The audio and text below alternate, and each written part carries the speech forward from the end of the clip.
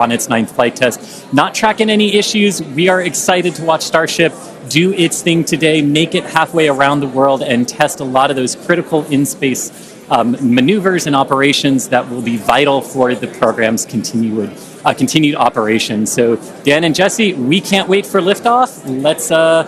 Let's have a good flight today. Thanks, Chris. Now, if you're just now joining us, where have you been? But we're glad that you're joining us now. We are at T-minus just under 6 minutes until liftoff of the 9th Starship test flight. So far, the range is looking good. All the airspace and trajectory area that we are going to be launching through is looking good for our test flight today. Weather has been great. It was a little rainy and windy this morning, but it cleared up. It looks beautiful here in Starbase, and propellant loading continues on both stages. All right, yeah, it is continuing. We're a little over 90% full on our booster. We are pretty much full in the main tanks on ship, filling up those header tanks. We're going to continue loading prop for about 2 more minutes. Once we're done with that, you've got just under 11 million pounds of liquid propellant spread across those 2 stages. After we get through all of that prop load, our stage 0 will get ready. The ground systems will go through pushbacks, clearing all of those fluid feed lines back to the propellant farm, getting ready for launch. We did just see they did a flap wiggle check, so the final flap check on the ship. We're doing final alignments of the guidance, navigation, and control system, our thrust vector control, essentially our steering, checkouts of the flight safety system. So everything progressing right now. If we do need to hold, that can come at T-minus 40 seconds. That's a point built into the countdown where we can pause to wait for any final checkouts, pressurizations, anything that we need to complete. We can hold there. We will only hold there if we're tracking an issue. We're not currently tracking anything that will hold us at T-minus 40 seconds. But if you've seen a Starship launch before, they can happen. We can push through them and then launch that day still. Exactly. But when we do pass through T-minus 40 seconds, a number of events will occur in rapid succession. The ground spin and ignition systems come up to flight pressure, ship goes to internal power, and then after that, the quick disconnect or QD arm lockout is removed in preparation for retraction just shortly after T-minus 0.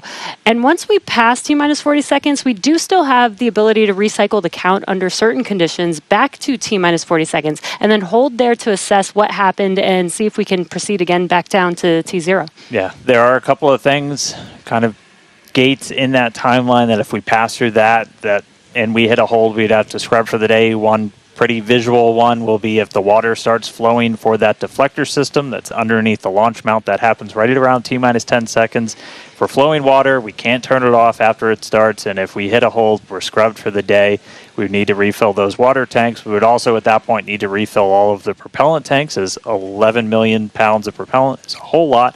We can typically do that in about 24 hours, so we can always turn around to try again tomorrow. But we are coming up on 3 minutes away from liftoff. We should be hearing that we're closed out of prop load on the ship at this point. Booster coming up shortly. And wow, the weather just looks amazing there with Starship on the launch pad. Just about 2 minutes and 45 seconds from T0 with a lot of objectives for today. The booster, the Super Heavy booster flying today, will be flying for its 2nd time. Last flight was on Flight 7 and just turned around in 2 flights, which is pretty incredible. I'm super excited to see that booster fly again. All right, we did just hear we are going to hold at T-minus 40 seconds. So we'll pass along some more information once we hear that reason. But again, that's not the end of the day. We can hold at T-minus 40 seconds for quite a few minutes. We eventually have to start looking at our temperature of all of our propellant on board. That's usually what drives us to, if we've held too long, we have to stand down for the day. So we are expecting a hold at T-minus 40 seconds. Sounds like we're going to be doing some additional checkouts on the booster Raptor while we're at that T-minus 40 second mark. So we will expect to see the clock pause at T-minus 40. And then again, we've got a couple of minutes. They can work through the issues. If we're able to clear them, we can still launch today. If it's something that we can't, we can always stand down, turn around, recycle, fly again tomorrow. Again, that's really important. This is what terminal count is exactly for, is to be checking the vehicle, monitoring the vehicle systems as it makes its way down to T0. And again, this gives us the ability to catch anything and be able to hold, as Dan has been saying, and recycle if we need to, or pause so that we can work through those issues and see if it's something that we need to stand down for. And as Dan mentioned, we will be holding at T-minus 40 seconds, so in about 20 seconds from now.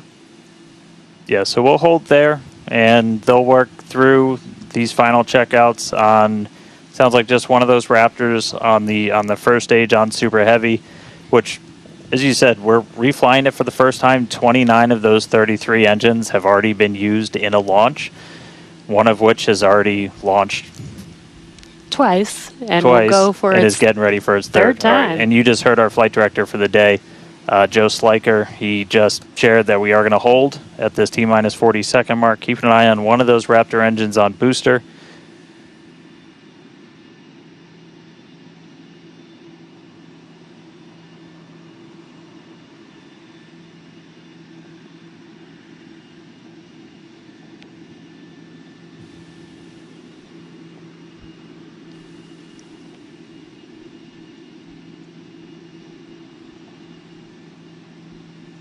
And if you're just now jumping in, we are holding still at T-minus 40 seconds.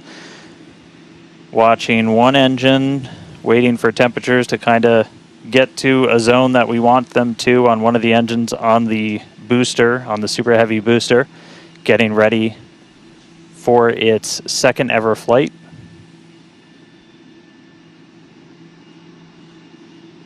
We'll just continue to hold. Again, we can hang out here for several minutes. We held for a while on the first attempt last time and then cleared it, and then we triggered a different issue on the ground side. But again, this is exactly what it's for.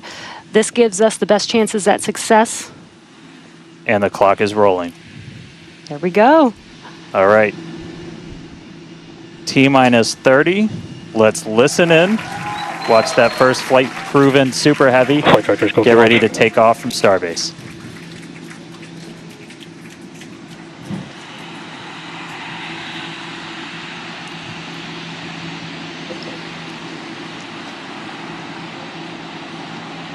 T-minus 1, hit hold.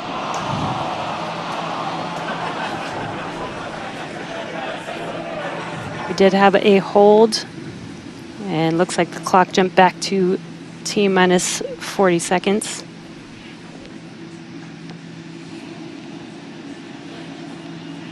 All right, so we jumped out. I did not see the deflector go off. So hopefully we were right at around that T-minus 10 second mark. And if we were before that T-minus 10 second mark, we do have the ability to recycle, as we mentioned earlier, back to T-minus 40 seconds. So it looked like this time it was a ground side issue. We're taking a look at this real quick. So again, we're back at T-minus 40. We're gonna hold for a little bit. We are still not scrubbed for the day. Give them a couple of minutes to work through this. Again, we can hang out at T-minus 40 for several minutes. Eventually, we start looking at your bulk temperatures and all of your propellant on board the vehicle. We're not actively replenishing the propellant on board Super Heavy and Starship, and so you don't have essentially forever to hang out before things start to warm up. And you do want to make sure your temperature's in a really stable range for a healthy startup on Raptor engines. So they're going to work through this issue. We can continue to hold here for a couple of minutes. What's launch without a little extra added excitement?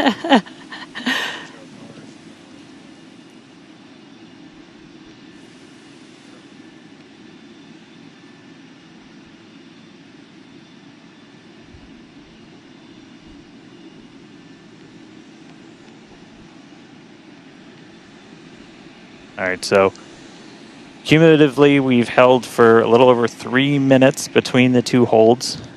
Again, this is a ground side issue on our tower. The techs are looking through the data right now to see if it's something that we can either work through or if it would cause us to have to stand down. So we're continuing to hang out with them, holding at T-minus 40.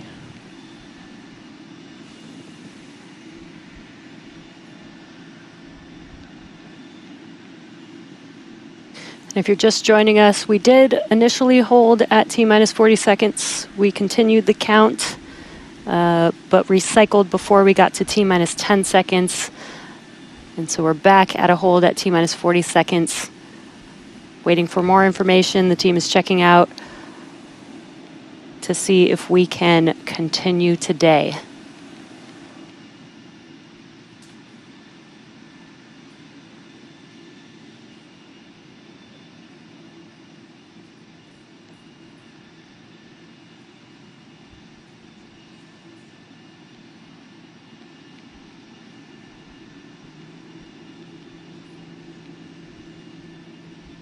And we're continuing to hold here at T-minus 40 seconds. We've been holding for just about 5 minutes now as the teams evaluate if we can continue to T0 for Flight 9.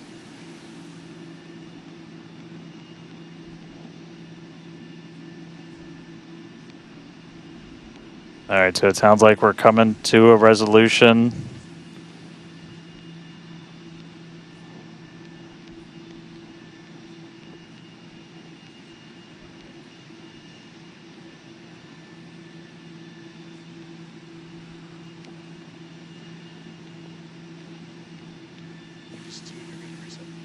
All right, so we are getting to a resolution. We're going to reset everything.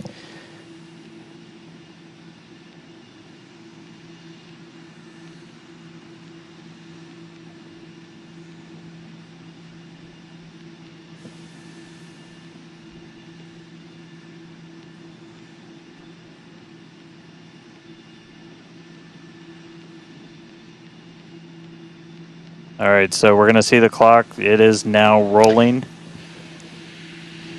Here we go.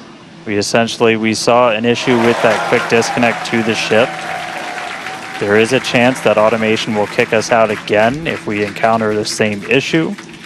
But for now, the clock is rolling. We'll see if we pass around that T-minus 10 second mark.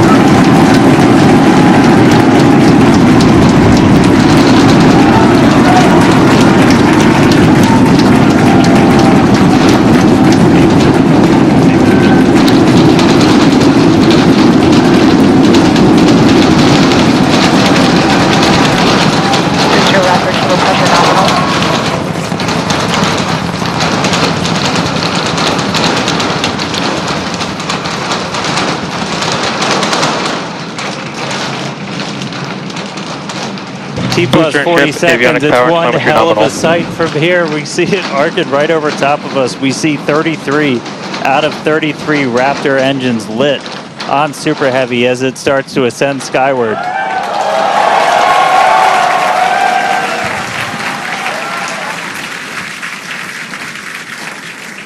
Coming up on maximum aerodynamic pressure, then only about a minute and a half until we get into hot staging. Wow, Dan, that was incredible. We could feel the building shaking here, feel the vehicle's power. Now we're just about a minute away from shutting down those engines on the booster. Again, this booster is flying for its second time today. All right, so hot staging coming up a little under a minute. We're going to see all but the 3 center engines turn off on the booster. So our version of MECO, most engines cut off. And then just a few seconds later, hoping to see 6 engines ignite on ship to push it away.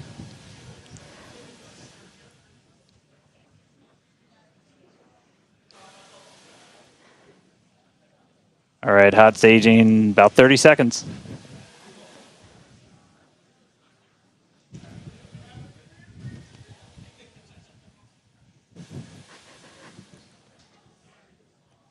And definitely keep an eye on which way the booster flips. First ever directional flip we're going for today. Should flip straight up.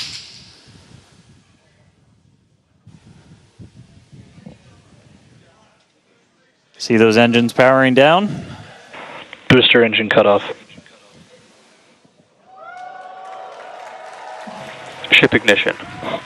Stage separation. Incredible flip by Super Heavy booster, and you can see those 6 engines, those 3 engines on the ship ignited. 6 healthy Raptors running on ship, on its way to space. Peek that engine view. Booster doing the boost back. Chris, how's it looking over there in Hawthorne, man? It is looking... Raptor, chamber pressure is nominal. It is looking absolutely incredible here in Hawthorne. As we said, 6 healthy engines on ship. We've got 13 out of 13 engines on the booster. Now down to those 3, which is what we expect in the final moments of the boost back burn. Now, as a reminder, we are not recovering the Super Heavy booster today. We are instead going to do booster some... boost back, shut down. And there we had a good shutdown of the boost back burn. Next up will be the jettison of that hot stage Ship ring. avionics, power and telemetry nominal. Great call out there that everything looking nominal aboard the Super Heavy vehicle, which is returning to Earth, and we're going to be doing some experiments with it, including a higher angle of attack re-entry, as well as some engine tests as it gets closer to the Gulf. We are, again, because of these tests not recovering it, we are sending it to the Gulf on purpose to do those tests. But again, you see the booster on the left-hand side of your screen. You see ship with 6 healthy engines continuing its ascent to its planned suborbital trajectory. Everything going very well so far for Starship's 9th flight. Now 4 minutes, 15 seconds in. Great views from inside of the aft engine area of ship there, looking at those 3 sea level and 3 Raptor engines on the right-hand side of your screen. The booster doing its LOX dump, that liquid oxygen dump. So because we don't need some of that liquid oxygen propellant in its tanks, we vent that propellant out to lessen the booster's mass as it comes in for its landing. Just absolutely gorgeous views watching these 2 vehicles do their respective things in the skies over Texas here today. And Dan, we're approaching the 5-minute mark into the flight. Super Heavy is descending rapidly. What can we expect here in the next few minutes as it does its atmospheric tests? Yeah, now as we had talked about, Super Heavy might not have a very smooth ride down. We're going to be putting it through this higher angle of attack. So we're kind of pitching it up a tiny bit, increasing drag. We've done this in wind tunnels. We've done this in computer modeling. It shows that sometimes the control isn't great, but only one way to really prove it out, and that's to get real-world data. So here comes Super Heavy. It should be igniting for its landing burn in just about 40 seconds from now. And we are going to relight 13 engines, then bring that down to 3 engines. As we talked about earlier, we will be intentionally shutting down. We will be shutting down one of those 3 center engines intentionally to push the limits of the Super Heavy booster. Ship Raptor, chamber pressure is nominal. And continuing to see 6 healthy engines on the ship. 3 sea level and 3 vacuum engines still ignited as the Super Heavy booster is making its way back down to Earth. We can see those grid fins doing some heavy work. Booster landing startup. Ignited for our landing burn.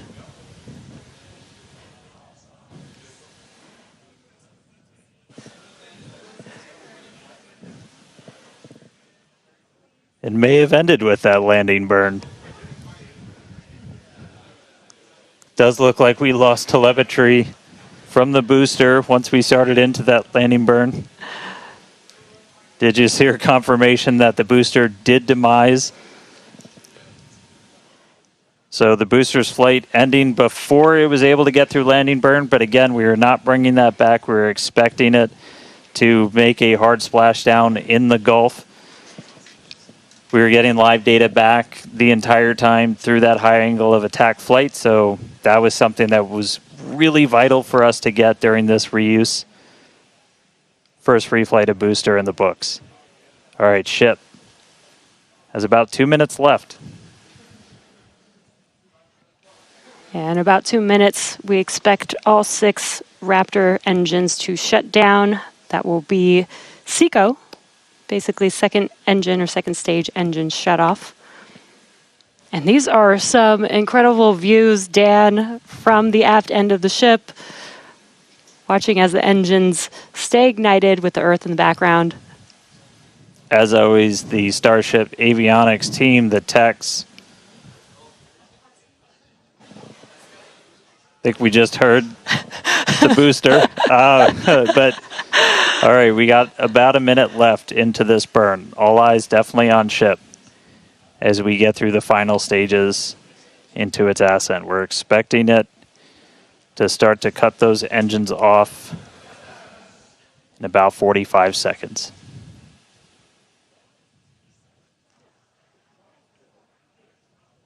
Terminal guidance.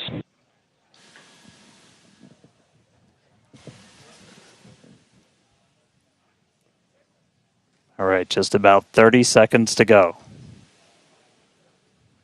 We're in terminal guidance in the final stages of this ascent burn. We did see shutdown of the Raptor engines. We do stagger these, so we do the Raptors first. Those 3 have shut down successfully. Sea level's still running. Ship engine cut off.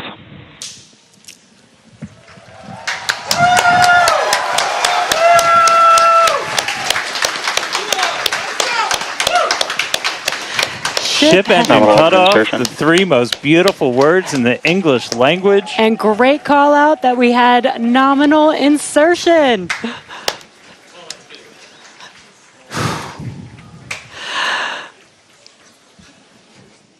An incredible flight test so far today. We reflew a super heavy booster for the very first time in 9 test flights.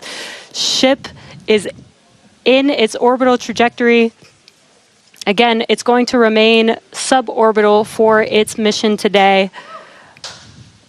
But it ignited It ignited all 6 of its engines and made it all the way through SECO just now.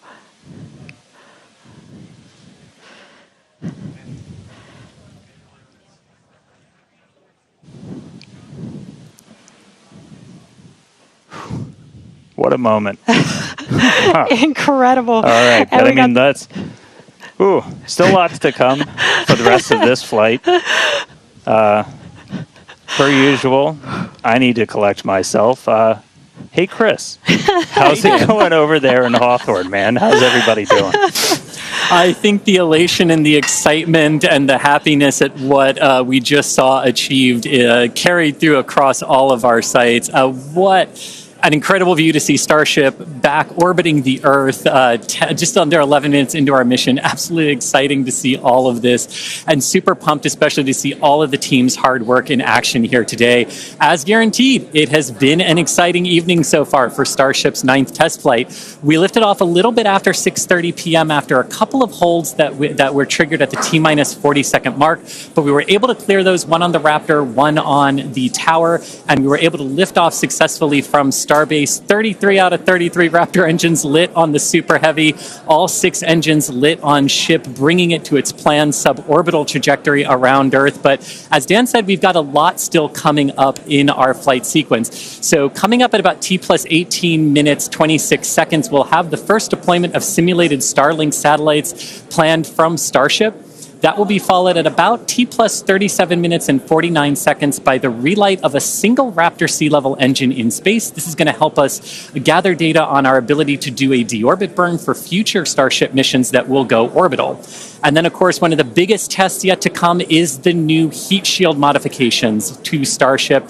And that'll start with re-entry into Earth's atmosphere at about the T plus 45 minute mark, which should take about 16, 18 minutes to complete. And now today's reentry is going to test that heat shield like we said, specifically how Starship will hold up to 100 missing heat shield tiles on its thermal protection system. Now, we purposely took those 100 tiles off over very critical areas of the vehicle to be able to safely test on a flight like this suborbital trajectory into the Indian Ocean what might happen on an operational flight in those areas if we were to lose the primary heat shield tile over Starship. So very critical test coming up. And then after that, we'll have the final descent where we will again be pushing Starship to its limits. We definitely pushed the booster to its limits today to gather data, and we're going to be doing the exact same thing on that ship, seeing how the ship handles various flight conditions that we will need it to fly in as we look to one day soon bring ships back to Starbase for catch and reuse. Now, while there are payload simulators on Starship for deployment today, as we will see in a few minutes, the primary data and the primary payload for today is the data. And today, just like with Starship's previous test flights, that data is coming to us courtesy of our Starlink network. In fact, it is from Starlink that you are seeing these wonderful views of ship in space right now.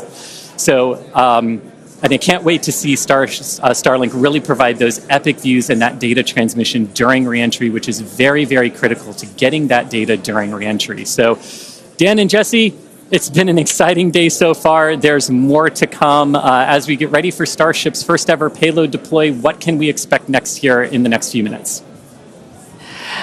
Thanks, Chris. Just going to reiterate, thank you to the Starlink team for these incredible views today. In a few minutes, Starship will deploy 8 Starlink simulators, similar in size to our next generation Starlink satellites. The Starlink simulators will be on the same suborbital trajectory as Starship, meaning they will passively re-enter the atmosphere, just like Starship. With tests like these, we can see how Starship's payload deploy systems work in flight while ensuring that this simulator satellites pose no safety risk to people on Earth or for other satellites in orbit. Now, this also ensures that any parts of these simulator Starlink satellites that do survive reentry splash down harmlessly in the middle of the Indian Ocean. And then before we get there, though, we're going to have to open up that payload deploy door. So we've only ever done that one time before. Pretty sure it was Flight 3. Someone on the internet, please check me. But that was the only time we ever opened it. And we've had Starlink simulators on the last 2 flights, but we haven't gotten to this moment yet where we're able to open up the payload door and start deploying these. It's going to be pretty cool. We've got them stacked inside of the Starship payload bay, and we'll have potentially a couple of views. You saw one camera pop up. Oh, there we go. Look inside of the payload bay of Starship. You can see them stacked down in the middle of your view. There's kind of 4 on either side, so they're sandwiched on top of each other, a stack of 4 right behind each other. And then we're going to pop the door open. It's on the right side of your screen, so we'll see that open up and then start firing those Starlink simulators out into space. We are expecting the payload door to open in a little over a minute from now. And then once that payload door is open, about a couple minutes later is when we will start dispensing those Starlink simulators. What a great right view. At the bottom of the stack. So should be able to see them kind of firing out from right there. So really cool. And eventually these are going to carry dozens of the next generation of Starlink satellite into space, and those are going to enable some truly insane things in terms of speeds from space and what we're able to do. Starlink's been really great for Starship, obviously. Getting live video back is really cool, but just the amount of high-speed telemetry, everything we're able to get back is insane. And for a development program, that's kind of everything. We're in excess of 130 or 160. My numbers are fuzzy right now, just like my brain is. But well in excess of 100 megabits per second of downlink, and a lot of that gets eaten up by video. We've got dozens of cameras across Starship. We added several more for this flight. You saw a couple of those as we have essentially 360 degrees. Oh. Open the pod bay door, Hal.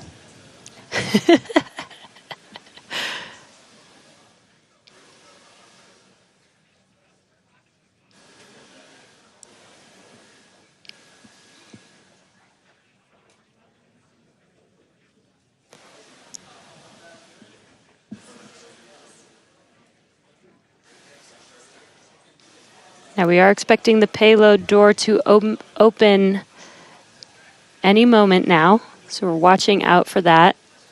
Again, you're looking at the inside of Starship as it's suborbital.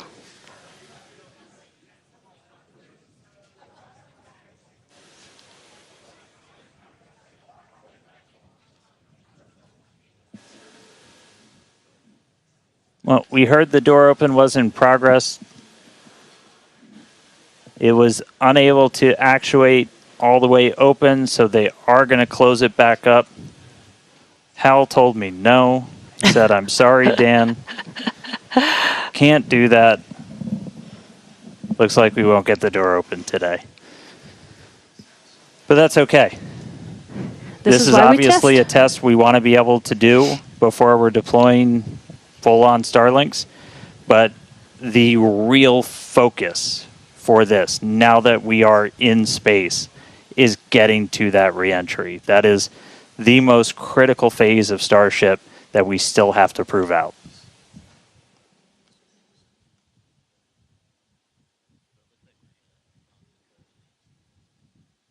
All right, well, so it does look like we're not going to be able to deploy Starlinks today, but we should have pretty frequent views from Starship. They might cut in and out every once in a while, but should be pretty regular.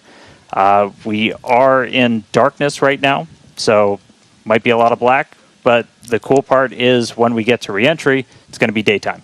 Yes, and we did that on purpose so that we can get some live daytime views as ship is returning back to Earth. All right, so we are going to take a break. Enjoy these views as we get them. Enjoy the tunes. We'll be back in a couple of minutes when we get ready to relight one of those Raptor engines on orbit. See you soon.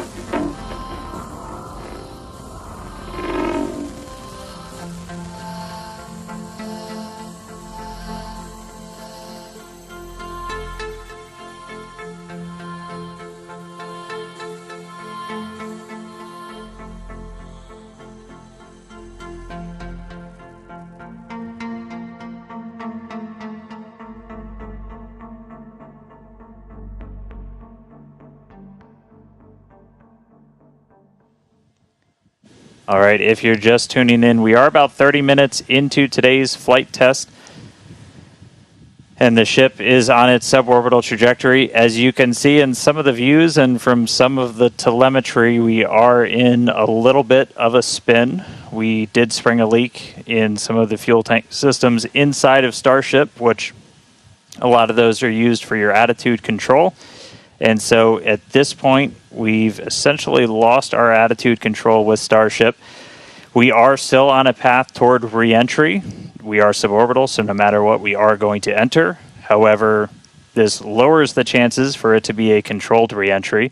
So if you think back to Flight 3, when we had something similar happen, just the end symptom of a loss of attitude control, we were in a roll by the time we hit re-entry. So we are going to re-enter. We should hopefully still have views. The Starlink satellites are pretty robust to still maintaining contact. We've got 4 of those terminals on the vehicle, and they're pretty robust to maintaining contact even when we are in a spin, essentially. So we should hopefully continue to keep live views. It's going to still be dark until we get a little bit closer to entry, as we are a little bit, we're coming up on Africa. I believe we do swing just to the south of that continent.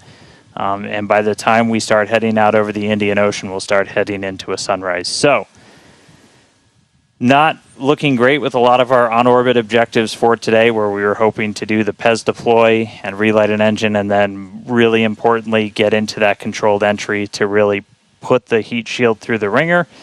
Nonetheless, Starship marching forward towards that re-entry over the Indian Ocean, so we'll continue to hang with it and give you any updates as things continue to change.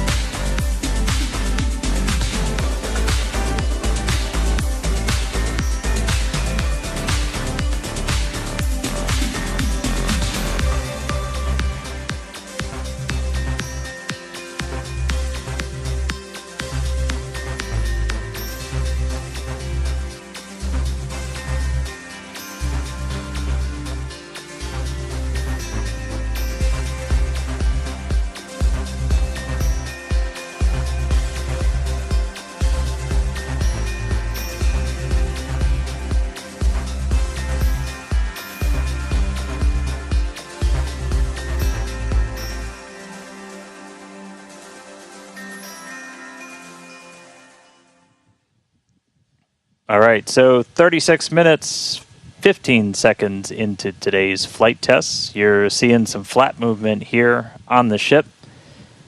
If you've been following along, we have essentially lost attitude control on the ship at this point. It is suborbital, so it's still headed to the exact same trajectory as before. We were not able to get that payload door open and deploy those nose cones. We've been dealing with some leaks on the ship. This is also what led to that loss of attitude control. So at this point, we are kind of in a spin, and we are also going to be skipping that Raptor relight.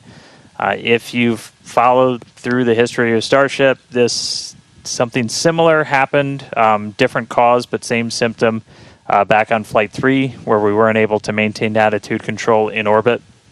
And so we're going to skip the relight of that Raptor engine while we're in space. We are going to still proceed with entry, but as we are not able to control the attitude of the ship, as we get into entry, it will enter in whatever orientation it is in at the time, which does not bode well for the ship's heat shield, as we're not going to be essentially aligned the way that we want to do for re-entry. So it is definitely coming down. It is definitely heading to the Indian Ocean, but our chances of making it all the way down are pretty slim. So we'll still get as much data as we can. We're still getting live telemetry, live views from Starlink the entire time, and we'll continue to stick with ship as it continues on. We are about 10 minutes away or so until we start getting into entry, and the light will start to pick up as we cross the Indian Ocean, and we'll start to see a little bit more daylight, and we'll, as always, as long as we maintain that comm link, get some plasma on the way in and start to bring the Starship back through the Earth's atmosphere. So that coming up in about 10 minutes or so. So we'll check back in with everybody in a little bit.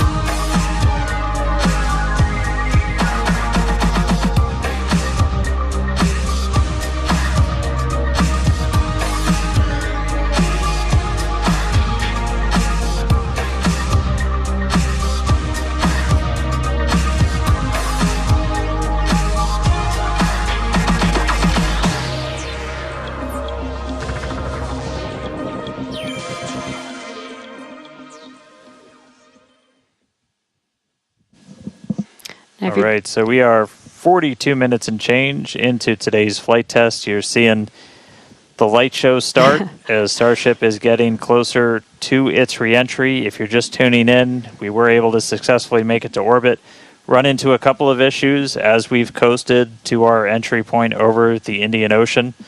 At this point, we had lost attitude control of the ship and entered into a spin. The team made the call to do what's called passivate the vehicle, so we're essentially venting all of the remaining propellant overboard, and it's going to make an uncontrolled reentry. Important to note, this is a contingency that is planned for, and we clear the zones in the Indian Ocean where these entries could take place. So we're not going to come down exactly where we would have had nothing happened, but we do clear a tremendous amount of space out in the Indian Ocean in the event that we run into this. We understand that there are always risks, essentially, with these flight tests, with the hardware, but we don't really accept any compromise when it comes to protecting people. And it is one thing to note is we will actually still re-enter in our planned airspace zone, which is good. That is exactly what we planned for. You know, we do plan for if something does go a little bit off nominal, that we have enough airspace cleared out for situations just like this. Yeah, re-entry is still just that really critical phase that we need to try and gather as much data, as much information as possible. Is a fully reusable heat shield has never been flown before, the history of space flight, and that's something that Starship still has to crack. And so we had a whole range of experiments on this one at this point, and we just started to lose some of our cameras, so it's very possible that we'll start to lose contact with Starship a lot sooner than we would have if it was a nominal reentry.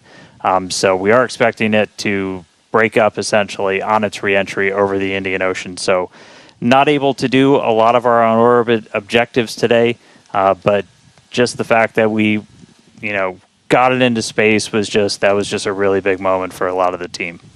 Yeah, and another thing to note is that Super Heavy did fly for its second flight today. It first flew on Flight 7, and it made it all the way to our shutdown of all the engines and stage separation, getting ship into its suborbital trajectory today. It did ignite its 13 engines, but it did demise at that point. We did plan to fly it back down to Earth at a higher angle of attack, and we do expect it to stress the vehicle a lot more than what we've seen previously. So it's not unexpected that we did lose the booster before we got to the actual landing. Yeah. So we're gonna continue to hang out and see if we get any updates on ship. It does look like we might be getting some video back soon. There we go. So this is a view essentially on the top part of Starship. You're looking up at the payload bay and towards the nose cone. So views are going to be a little bit scarce potentially, as again we are in essentially a tumble. We had lost that attitude control. So Starlink, when it's able to connect, able to feed this down. We are at the phase where we would expect entry to start within the next minute or so. So we are entering uncontrolled, but again, we're entering into an airspace and a sea space that is cleared and monitored in advance of launch and before we get to this phase. And with the views that we are able to see, you are seeing a lot of that plasma build up. During reentry, we do expect the vehicle to see about 1400 degrees Celsius, and there you can see the flap feeling that temperature there, a little bit melting away. But as we expected with the spinning of the vehicle, we are no longer controlling the attitude of the vehicle. So this is now, at this point in the test flight, it is expected to see it begin to demise a little bit on its way back down to Earth. Yeah, and so we'll stick with it for as long as we're kind of getting any reach back from the ship as it starts to make this re-entry. But yeah, so it's re-entering actively right now. And again, we did do what's called passivation. So you essentially vent all of your excess propellant overboard before you hit the atmosphere. That's a safety measure we can take on the ship while you still have contact with it. So that was done. It's now coming down in the predetermined hazard area that was cleared ahead of flight. Not controlled, so we're not going to get all of that reentry data that we're still really looking forward to. This is kind of a new generation of ship. It has different flaps, improved heat shield, a whole lot of things that we're really trying to really put through the ringer, as there's a whole lot we still need to learn before we get to kind of the next step that we're hoping for, which is going to be that ship going orbital and eventually coming back here for a catch. So getting through one of these fully is going to be really important. It's not going to be today, but we are just going to stick with the ship, see what else we can learn as it makes its way through the atmosphere and brings an end to the 9th flight test. So we'll stick with it.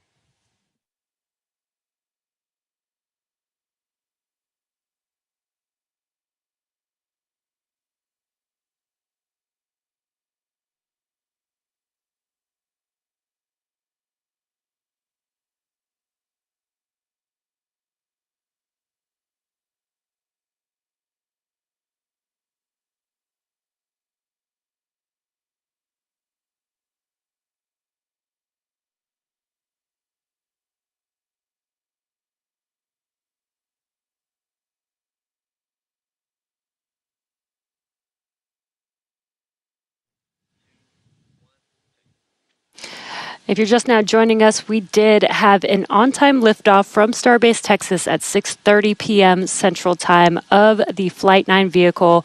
We did have some incredibly stressing objectives today.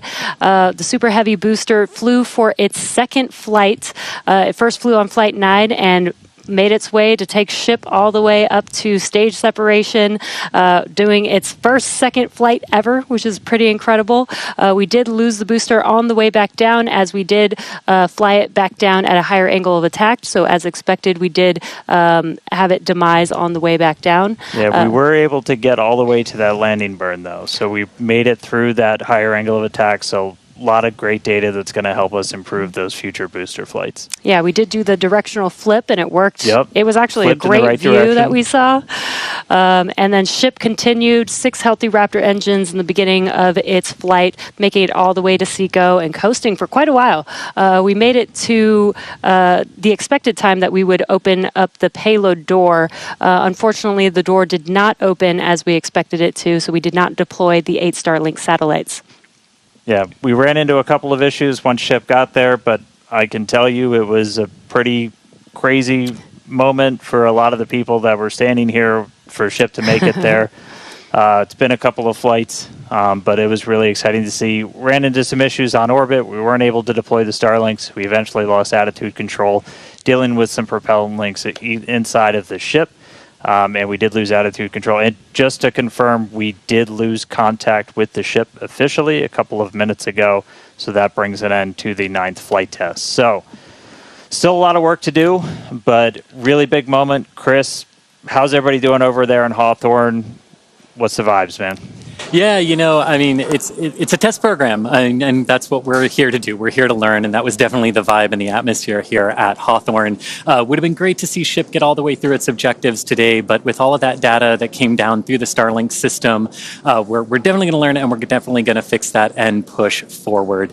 Also, great to see the responsible engineers here in mission control, talking with the flight control teams in Starbase. We talked about how it's great having that expert knowledge on console to be able to go to at a moment's notice, and that really helped us make the right decisions in orbit today when we decided to passivate the vehicle. So we will be here looking forward to Flight 10 and some success on future flights. All right, well, obviously congratulations to everybody that poured so much time, effort into getting this rocket off the pad. The last 2 months have been an absolute gauntlet for a lot of people, and we're continuing to learn more about this ship, about this rocket. We are trying to do something that is impossibly hard, and it's not always going to, you're not going to reach it in a straight line. We said there's going to be bumps, there's going to be turns, but seeing that ship in space today was a hell of a moment for us. So congratulations to every single person who put time, effort, sweat, anything into that rocket. Yeah, this is exactly the SpaceX way. We're going to learn, iterate, and iterate over and over again until we figure it out.